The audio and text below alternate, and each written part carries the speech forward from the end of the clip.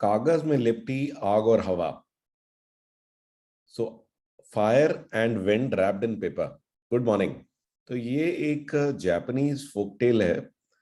तो एक बार जो है एक गांव के अंदर में एक बूढ़ा आदमी था। उसके दो बेटे थे और उसकी हमेशा से इच्छा थी कि उसकी ना एक्चुअली में दो डॉटर्स हों। लेकिन ऑफ कोर्स वह कि वो बच्चे जो हैं बेटे पैदा हुए। लेकिन उसको बहुत इंतजार था कि कब मेरे बच्चों की शादी होगी और कब मेरे पास दो बहुएं आएंगी, तो एक तरीके से मेरे पास मेरी डॉटर्स आ जाएंगी। तो दोनों लड़कों की शादी हुई, वो बहुत ही खुश हुआ और दोनों daughter in law I. Daughter in law उसका बहुत ख्याल रखती थी और वो भी उनका ख्याल रखता था। तो उसको उससे बहुत लगाव हो गया।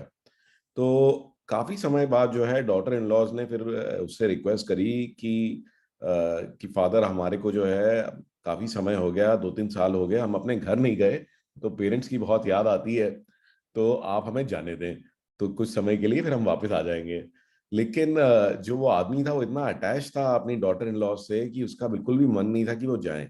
वो कहते कि नहीं, मैं आपको परमिशन नहीं दे सकता क्योंकि मैं आपको इतना मिस करूंगा, मैं अब आपके बगैर मैं नहीं रह सकता। ठीक है ना, मेरे को आदत पड़ गई है तुम्हें रोज देखने की। और तुम दोनों ही चली जाओगी तो फिर मैं रह नहीं पाऊंगा। तो उसने उनको मना कर दिया, तो दोनों मायूस हो गई। फिर दोनों ने दोबारा 2-3 महीने बाद दोबारा कोशिश करी। लेकिन उसने फिर से मना कर दिया। फिर तीसरी बार कोशिश करी, फिर से मना कर दिया। तो उसको ये बात समझ में आ गई कि भाई ये मानेंगी नहीं और ये मुझसे पूछती रहेंगी। तो इससे ना कुछ इसका इलाज करना होगा। तो जब उन्होंने अगली बार फिर से अपने ससुर से पूछा कि भी हमें एक बार जो है जाने दीजिए, मायके जाने दीजिए अपने पेरेंट्स से मिलने के लिए। तो उसने जो है उनको कहा कि ठीक है आप जा सकते हो, बट उससे पहले आपको मुझे एक गिफ्ट देनी पड़ेगी। तो जो बड़ी डॉटर इन लॉ थी उसे बोला कि तुम एक काम करो, तुम मुझे ना आग ला के दो, पेपर में लिपटी हुई। तो पेपर में गिफ्ट रैप करके आग ला के दो। ठीक है। और छोटी वाली बहू से कहा कि तुम एक काम करो, तुम ना पेपर में लिपटी हुई मुझे हवा ला के दो। तो मुझे ना ये तुमसे चाहिए आग, तुमसे चाहिए हवा, बट दोनों चीजें पेपर में लिपटी हुई होनी चाहिए, गिफ्ट रैप्ड होनी चाहिए।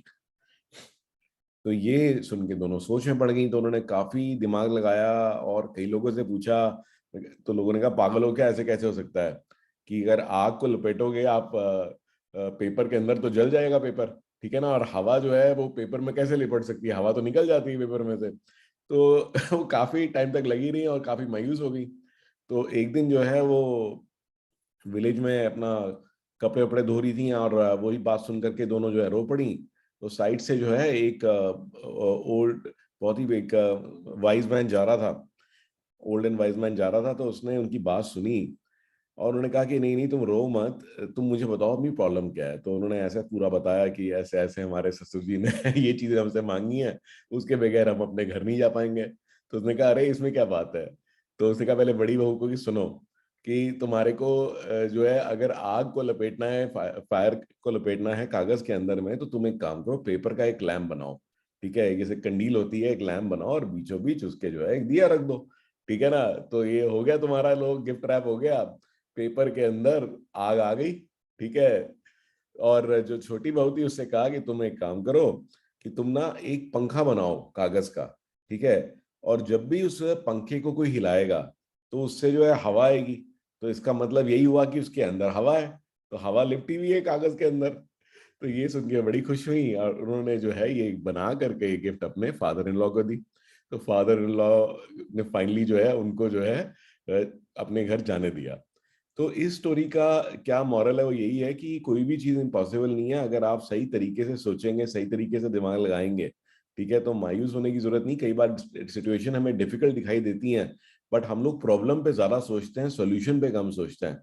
तो प्रॉब्लम पे काम करने से प्रॉब्लम खत्म नहीं हो जाती, तो हमें सोल्यूशन पे सोचना चाहिए। तो डेफिनेटली आपको कोई ना कोई सोल्यूशन मिलेगा। आइए आज का एक छोटा सा टेक टिप मैं आपको देता हूं। तो एक ऑनलाइन लाइब्रेरी है, ये इंटरनेट पर अवेलेबल है, इसका नाम है archive.org। archive.org, इस पे आप देखेंगे कि millions of free books, movies, software, music, website, सभी कुछ इस पर है। ये देख रहे हैं आप। तो ये देखिए यहाँ पे आपको पूरी ऑडियो बुक्स भी मिलेंगी।